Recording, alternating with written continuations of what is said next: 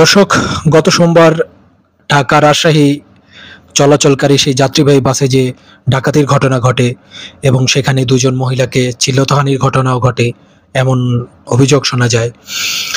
সেই ঘটনায় গতকাল শুক্রবার রাত রাত ৩ জনকে গ্রেপ্তার করে পুলিশ।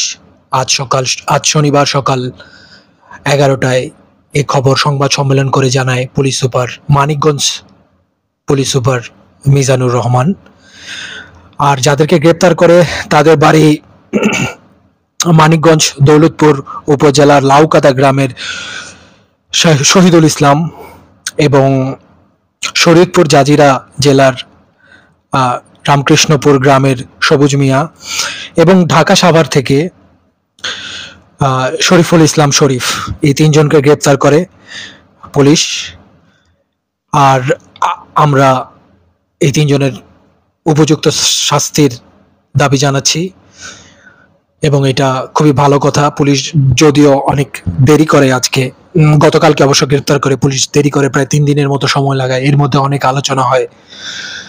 আর দেশের আইন শৃঙ্খলা পরিস্থিতি নিয়ে অবশ্যই প্রশ্ন ওঠে। এইটা অবশ্য আমাদের বোঝা দরকার, কারণ এই অন্তর্বর্তীকালীন সরকার খুব একটা শক্তিশালী না, প্রশাসন ওইভাবে কাজ করতেছে না। সো এই অন্তর্বর্তীকালীন সরকারকে কিছুটা বিব্রতই করে এইসব ঘটনায়। সো আমরা দাবি করব যাতে পুলিশ আরো দ্রুত কাজ করে এবং দেশের আইন শৃঙ্খলা বাহিনী নিয়ন্ত্রণে নিয়ে আসে, আইন শৃঙ্খলা পরিস্থিতি নিয়ন্ত্রণে নিয়ে আসে।